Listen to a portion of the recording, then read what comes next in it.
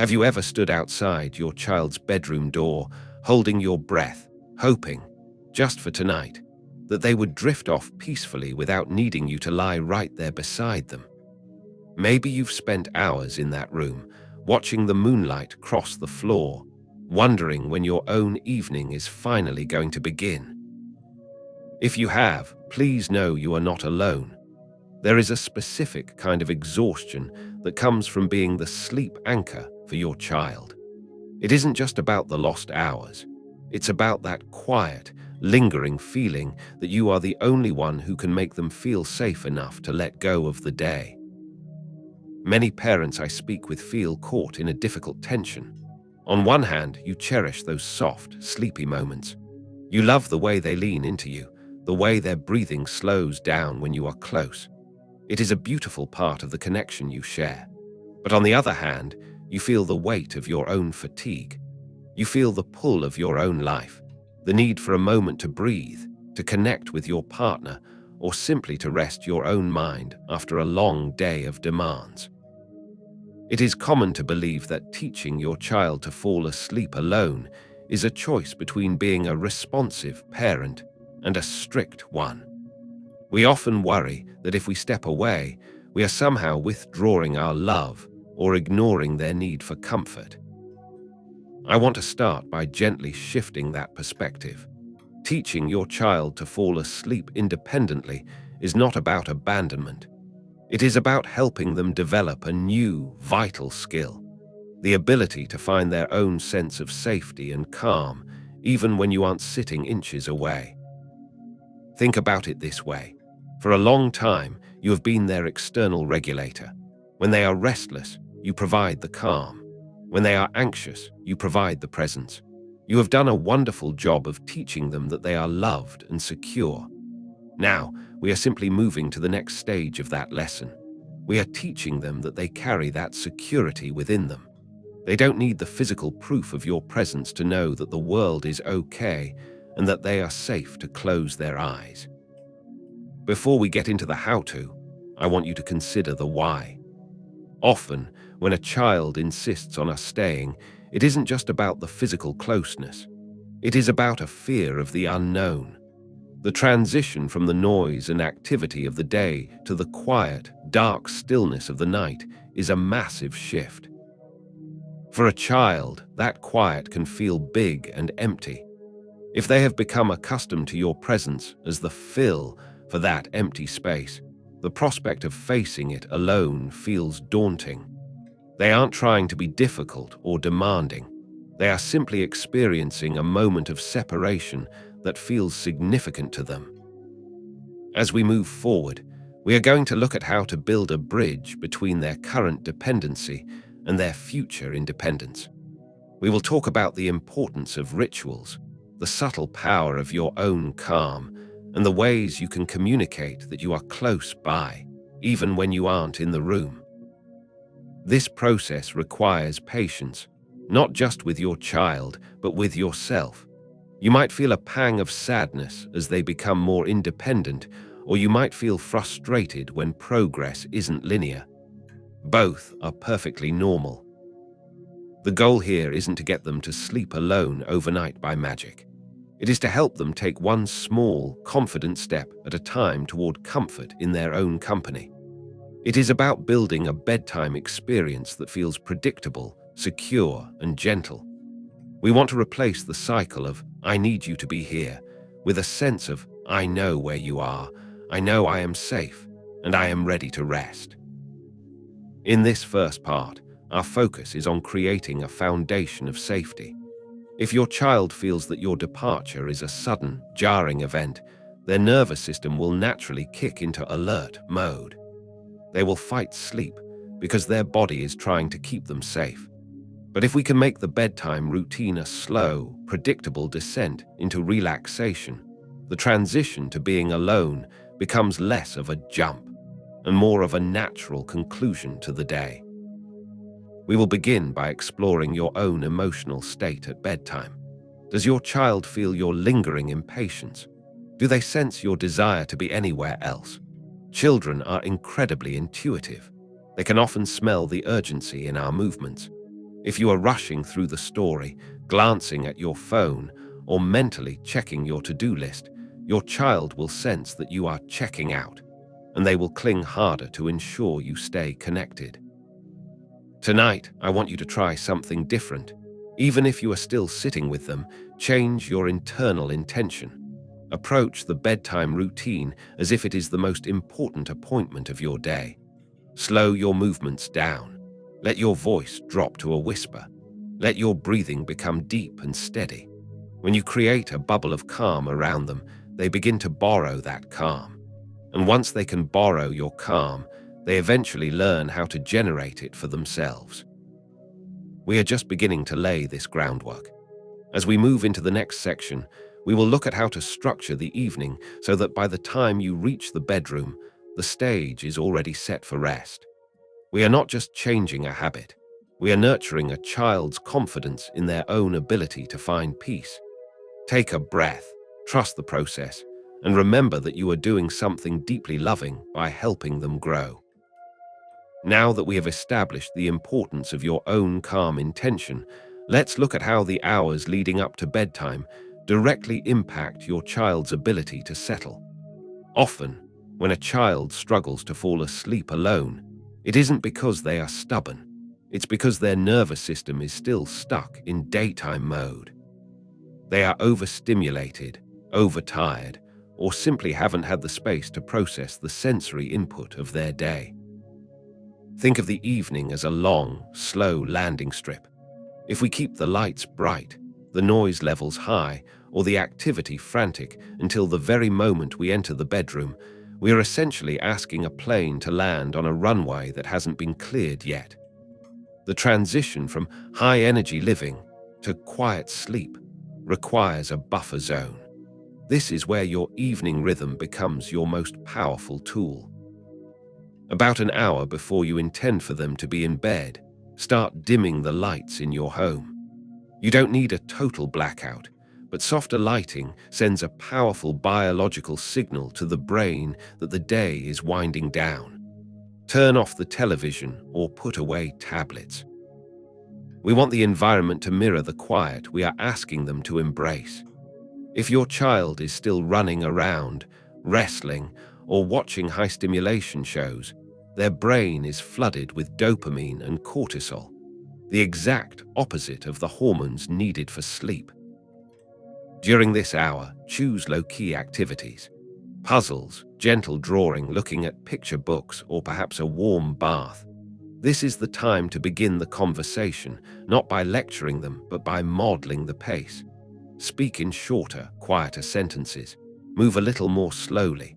When you are moving at a frantic pace, your child will naturally mirror that energy. When you slow down, you give them permission to lower their own guard. One mistake many parents make is thinking that a tired child is an easy-to-sleep child. In reality, an overtired child is often a hyper-aroused child. When their body is exhausted, but their brain hasn't been given the signal to shut down, they enter a state of fight or flight. This is where the protests, the requests for more water, or the insistence that you stay just 5 more minutes reach their peak. They are fighting the sleep because they are actually too tired to know how to let go. By pulling the bedtime routine back to a consistent, calm, and slightly earlier window, you can often bypass this second wind of resistance entirely. As you move into the bedroom, make sure the environment is a sanctuary. Does the room feel like a place of rest, or is it cluttered with toys that call out for play? If possible, keep the sleeping space relatively clear. A clean, dim, and cool room helps the mind associate the space with one thing: resting. When you sit down for the actual bedtime ritual, whether that's a story, a song, or a short chat, keep it consistent. Consistency is the language of security. If your child knows exactly what happens next, they don't have to spend their energy wondering or worrying. They can lean into the sequence. And within that sequence, we want to start introducing the idea of separate but present. If you usually sit on the bed, try sitting in a chair right next to the bed instead. It's a subtle shift, but it creates a physical boundary. You are still right there. You are still accessible. You are still providing that blanket of safety. But you are no longer a part of the bed itself. For many children, this small distance is the first, bigger step toward independence. During this time, practice the whisper voice. Using a whisper is an incredibly effective way to keep the interaction from becoming an engagement. When we speak in our normal, daytime volume, it invites a back-and-forth conversation. A whisper, however, signals that the time for talking has passed and the time for dreaming has begun. If they try to engage you in deep questions about school or tomorrow's plans, acknowledge them briefly with a soft, "We can talk about that tomorrow morning. Right now, it's time for your body to be very still and very quiet." Keep your responses short, boring, and calm.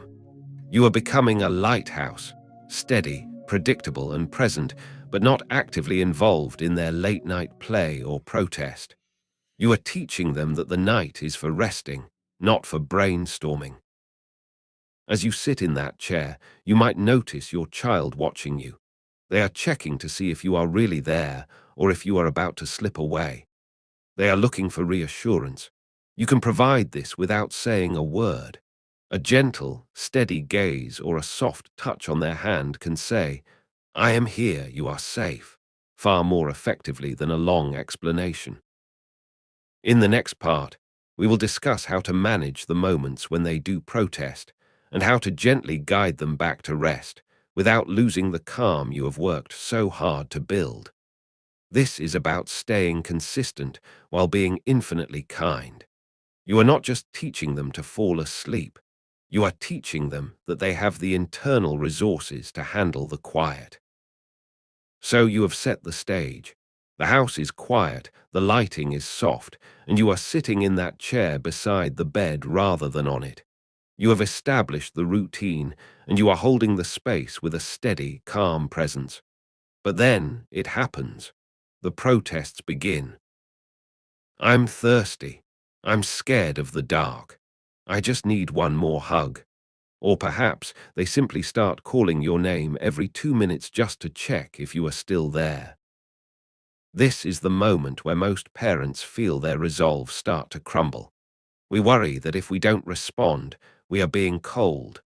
We worry that if we do respond, we are reinforcing the behavior. The key here is to find the middle ground. You must be responsive to their need for safety without being a participant in their resistance to sleep. When your child asks for a drink of water after you've already gone through the routine, give them a simple, calm yes, but make it procedural. Keep your voice at that same whisper level. Don't make it an event.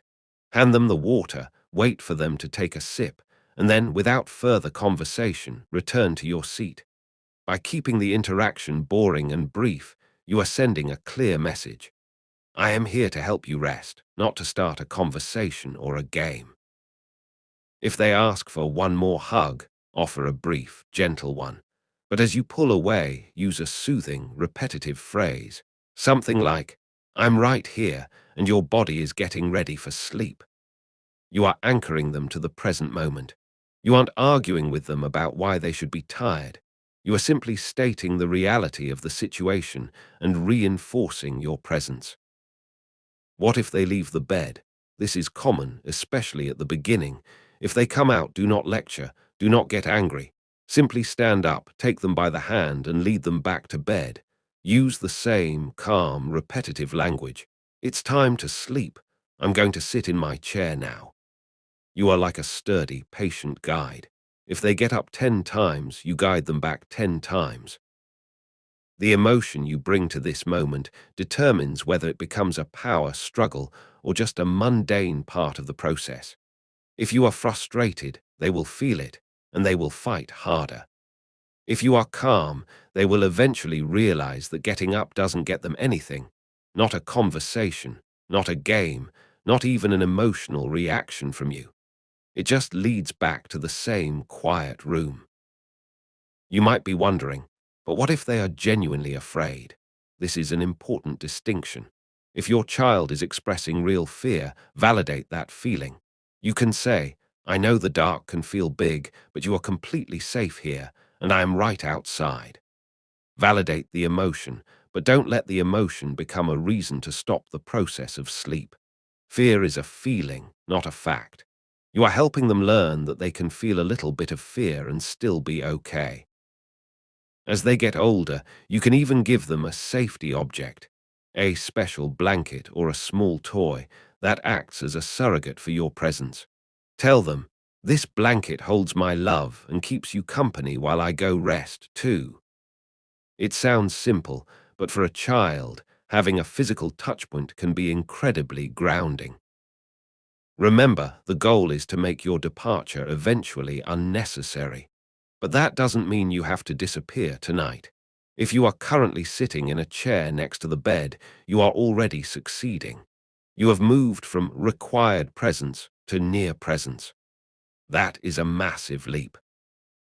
In the next part, we will discuss how to slowly, over time, increase the distance between you and your child, and how to navigate the check-in method that helps them feel secure without needing you to sit through the entire settling process. You are building trust, one night at a time. Every time you guide them back to bed calmly, you are teaching them that sleep is a safe place to be. You are showing them that you are reliable, that you are patient, and that you are there for them, even when you aren't right next to them. We have reached the stage where you are sitting in that chair, maintaining a calm, steady presence while your child settles. You've moved away from the bed, and you've mastered the art of the boring, calm response to bedtime requests. Now, we enter the transition toward true independence, the process of gradually increasing the distance between you and your child. It is important to remember that this isn't a race. There is no prize for doing this in 3 days versus 3 weeks. The goal is to make the transition so gradual that your child barely notices the shift, and their nervous system remains completely at ease. If you feel like you are pushing too fast, take a step back. It is always better to move at a pace that feels secure for them. If you have been sitting right next to the bed in your chair for a few nights and things are going smoothly, try moving the chair just 2 or 3 feet further away. You are still in the room. They can still see you. You are still there, lighthouse, but you are physically occupying a different space. Do this for a few nights. Let them get comfortable with the new configuration. If they reach out for you, you can still provide a gentle, reassuring touch, but you are requiring them to bridge just a little bit more of the gap themselves. Once that feels comfortable, move the chair toward the bedroom door. Eventually, your chair will be right at the threshold of the doorway. You are still present. You are still a source of security, but you are no longer in the bedroom environment. From this vantage point, you can offer verbal reassurance. If they call out, a soft, I'm right here, you're safe, time to close your eyes is enough. You don't need to get up and re-enter the room every time they stir. Your voice is the tether that keeps them feeling connected to you. Many parents ask about the check-in method. This is a powerful tool once you have reached that point of sitting near the door. Instead of waiting for your child to call you, you set the pace. Tell them, I'm going to go check on something for a minute, and then I'll come back and peek in on you. Then, actually do it. Step out, wait a minute, and come back. The beauty of this is that you are teaching them that your absence is temporary and that you always return. You are essentially playing a game of peekaboo with sleep. When you come back to check on them, keep it very brief. A quick, I see you're doing a great job resting, I'll be back again soon, is perfect. By doing this, you are proving to their subconscious that they don't need to cry out for you to ensure you're still there. You are consistently, reliably present, even when you aren't sitting right in front of them. If they get upset or ask you to stay, validate them again. I know it's nice when I stay, but I'm going to keep checking on you and you're going to be just fine. Be firm, but keep your tone filled with warmth. Your confidence in their ability to handle this matters just as much as your physical presence. If you project doubt, they will feel it. If you project confidence, "You can do this, I know you can," they will begin to adopt that same belief about themselves. What if they fall asleep while you are out of the room? This is the ultimate goal, and it is a wonderful milestone. When they wake up the next morning, celebrate it. You did such a great job last night. You fell asleep all by yourself, and you were safe the whole time. Positive reinforcement the next morning helps them connect that feeling of pride to the act of independent sleep. Always remember, there will be nights where they struggle. Maybe they are coming down with a cold, or they had a tough day at school, or there was a change in their routine. On those nights, don't feel like you have to stick to the plan if it causes genuine distress. If they need you to sit by the bed, sit by the bed. Comfort them. Secure the relationship. You can always go back to the graduated distance when they are feeling more like themselves. You are not just teaching them to sleep. You are teaching them that they have their own internal home. You are teaching them that they are okay, even when they are alone. That is a gift that will serve them for the rest of their lives. In our final part, we will discuss how to move past the temporary setbacks and how to celebrate the long-term transformation you have helped them achieve. We have traveled a long way together through these nights of transition. By now, you have established a predictable rhythm. You have shifted from being an active participant in their bedtime to a calm, reassuring presence, and you have slowly increased the space between you. You have navigated the protests with patience and the setbacks with grace. Now we arrive at the most important part of the journey, the realization that this change is about so much more than just a quiet house or an empty bed. When your child learns to fall asleep without you, something subtle but profound happens in your relationship. You shift from being the sole source of their security to being their supportive guide. You are showing them that your love is not tethered to your physical presence. They begin to understand that even when they cannot see you, you are still there, you are still watching over them, and they are still deeply, unconditionally loved. That is the foundation of a healthy, lasting connection. It is normal to look back at the early days of this process and feel a mix of emotions. You might feel a sense of relief, of course, but don't be surprised if you also feel a quiet sense of nostalgia. The way they needed you to be there, the way they reached for your hand, these are precious parts of childhood. But remember, the goal of parenting isn't to hold on tight, it's to prepare them for the world. By helping them learn to settle themselves, you are preparing them to be more resilient, more confident, and more at peace with their own inner world. As you move forward, keep the connection strong in other ways. Fill their emotional cup during the day. Spend time reading together, playing and talking, not because you are trying to make up for the night, but because you value their company. When a child feels deeply connected and understood during the waking hours, they are much less likely to cling to you during the sleeping hours. A secure attachment during the day leads to a more independent rest at night. If you ever find yourself back in the bedroom chair during a stressful time, a move, a new baby, or a difficult season, don't view it as a failure. View it as a return to your role as their anchor. You can always go back to the strategies we've discussed. The process is not a straight line. It is a spiral. Sometimes you move forward, sometimes you circle back, but as long as you are leading with love and calm, you are always on the right path. I want you to take a moment to acknowledge the effort you have put in.